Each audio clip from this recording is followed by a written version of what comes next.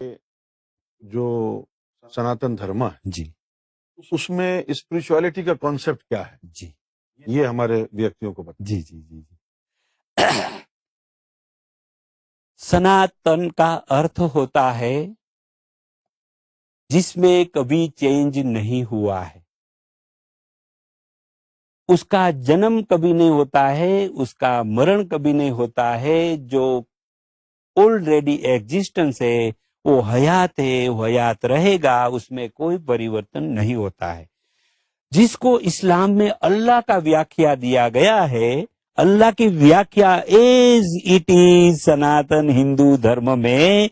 ये दुनिया बनाने वाला मालिक जो है उसकी व्याख्या सेम है। तो उसको हम समझ चुके, जब से हम उसको समझ चुके हैं तब हमको हमारे दिल दिमाग में से कट्टरवाद, हिंदूवाद ये सब वैसे आया ही नहीं था, गुरुजी ने आने ही नहीं दिया था, लेकिन ऐसे कोई लोग हैं भारत में और कहीं लोग जो ऐसी कुछ बातें करते हैं तो हम उसको समझा देते हैं, अरे यार सनातन हिंदू धर्म क्या कहता है जरा देख लो, ताकि आपका कट्टरवाद, हिंदूवाद ये सब ऑटोमेटिक डाइल्यूट हो जाएगा।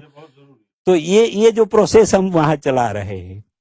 तो ये जो सनातन का अर्थ होता है, जो अल्लाह की व्याख्या कुरान में, इस्लाम में जो बताई गई है कि जिसका कभी जन्म नहीं हुआ है, जिसका कभी मृत्यु नहीं होगा, जिसमें कोई बदलाव नहीं आता है, जिसकी कोई मदर नहीं होता है, जिसका कोई फादर नहीं होता है, एक जिस्ट जो कायम अस्तित्व है, जो जिसको हम अल्लाह करके निराकार रूप में हम मानते हैं, सनातन धर्म में भी उसको निराकार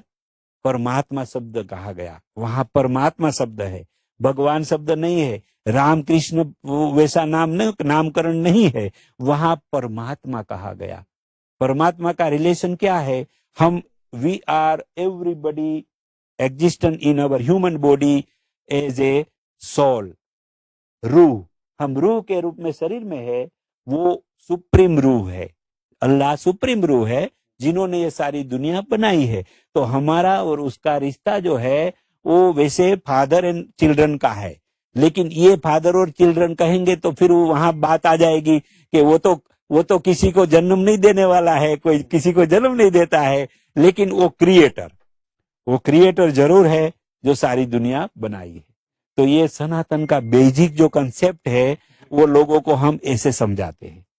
ताकि उसको फिर रियलाइज हो जाता है कि अल्लाह अल्लाह कहने वाले इस्लाम के सारे मुसलमान दुनिया के वो हमारा ही परमात्मा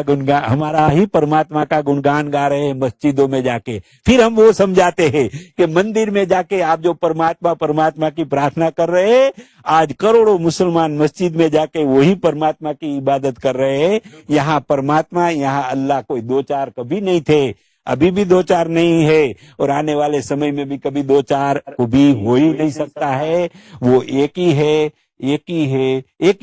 इसलिए हम सब एक फैमिली के सब मेंबर है।